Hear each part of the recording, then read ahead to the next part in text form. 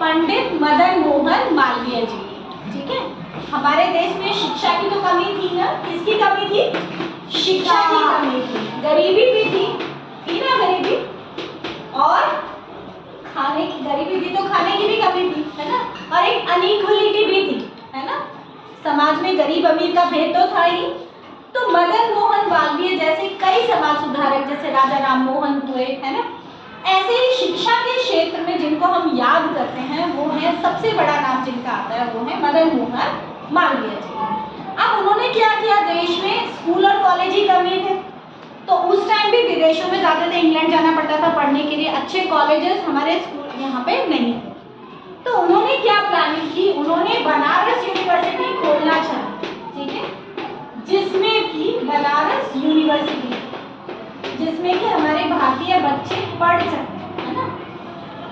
ऐसी यूनिवर्सिटी किसको कहते हैं बेटा?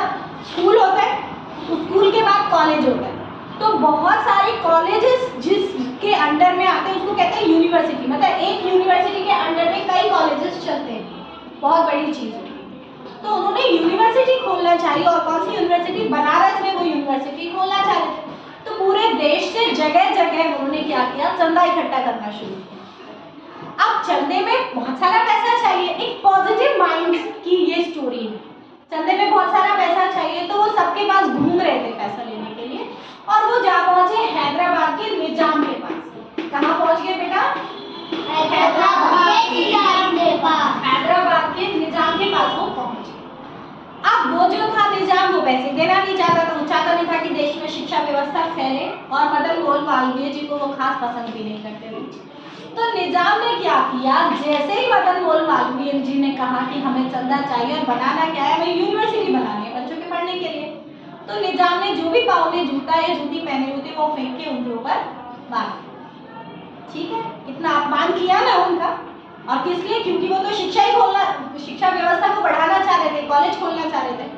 अब ये बात मदन मोहन मालवीय जी को तो इंसल्टिंग तो थी ना, इंसल्टिंग।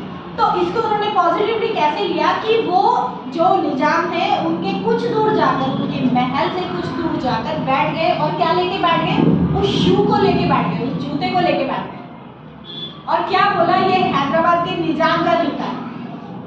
तो सोचो, गोली लगाने के लिए अब कितने, मतलब एक राजा का जूता है, हैदराबाद तो बहुत बड़ी रियासत थी, है ना, अब उसका जूता वो लेके आ गए, तो कोई भी बहुत पैसे में खरीदेगा, बहुत ज्यादा अमाउंट में खरीदेगा ना भाई। निजाम जिस जूते को पहन रहा है, जो राजा उसको पहन रहा है, उसका जूता आपको मिल रहा है, तो बहुत सारे लोग आ गए पैसे देने के लिए। अब ये बात जो निजाम के नौकर थे उनको भी पता चला, जो उनके मंत्री थे उनको भी पता चला, तो मंत्री ने ये बात तुरंत किनको जाके बता दी? राजा को बता दी कि आपका तो जूता सेल हो रहा है, इससे आपकी इंसल्ट हो रही है, उनकी नहीं हुई। इंसल्ट किसकी हो रही है कि निजाम के पास जो जूता था वो बेचा जाए। आप इससे सोचो कैसा लगा होगा। तो निजाम को लगा कि अब क्या करूं, उसने उनको बुलाया, मदन मोहन मालवीय जी को बुलाया, उनसे माफी मांगी, क्षमा मांगी, और कहा आपको कॉलेज बनाने के लिए जितना भी पैसा चाहिए उसका बहुत बड़ा हिस्सा मैं दान करता हूँ। तो ऐसे यूनिवर्सिटी, बनारस यूनिवर्सिटी की स्थापना हुई। तो समझ सकते हो पॉजिटिव माइंड किसको कहते हैं, है ना।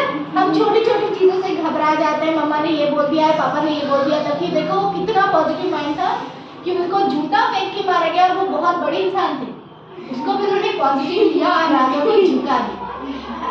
समझ आई?